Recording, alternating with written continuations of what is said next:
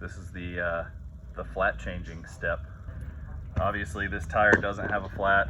You can see it's fully inflated, but I'm going to show you guys how to change this tube. The only tool you might need is a tire lever. These are probably the best tire levers. You can buy them at most bike shops. Pedro's tire levers. You can see Pedro's right there. I usually try to change flats without a tire lever, but I also worked in bike shops forever, so it's a little bit easier for me to do it by hand. Your individual results may vary. So obviously, if there is any air left in the tube, you're going to want to depress the valve core to let the air out. And then what you want to do is get each bead of the tire loose so you can remove the tire from the wheel. And it's going to be locked in there pretty good. So give it a good push. You should be able to see the rim strip underneath. And then you're going to get your tire lever up underneath the bead of the tire. And then you're going to pop it over like that. And you might have to wedge it between your legs to get the bead off the rest of the way.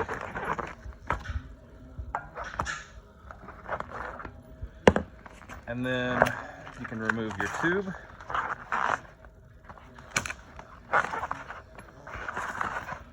Again, I do this a lot, so it's a little faster for me. Don't feel bad if it takes you a little bit more time, but you get the general idea. That's what you do.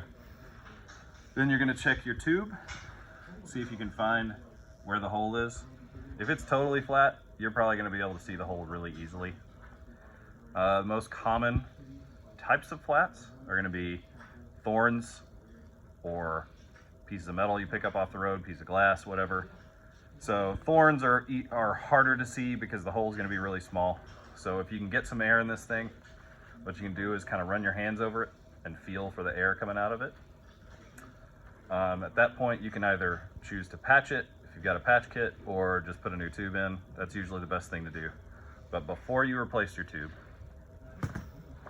what you're going to do is go through here and check the tire and make sure there's nothing in the tire that's going to puncture the next tube you put in. So you want to get rid of that, whatever it was that punctured the tire, if it's still in it. The other types of flats are going to be what they call pinch flats, where basically the tire was underinflated and it was able to flex enough that the tube got caught between the bead here and the rim and popped. That's going to look like what they call a snake bite. It'll be two little marks on the tire. So if that's the case, the way to prevent that flat from happening again is to check your inflation on your tires before every ride. You should probably do that anyway.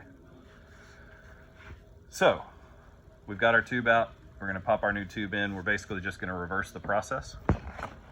So you're going to find your valve stem hole, starting there.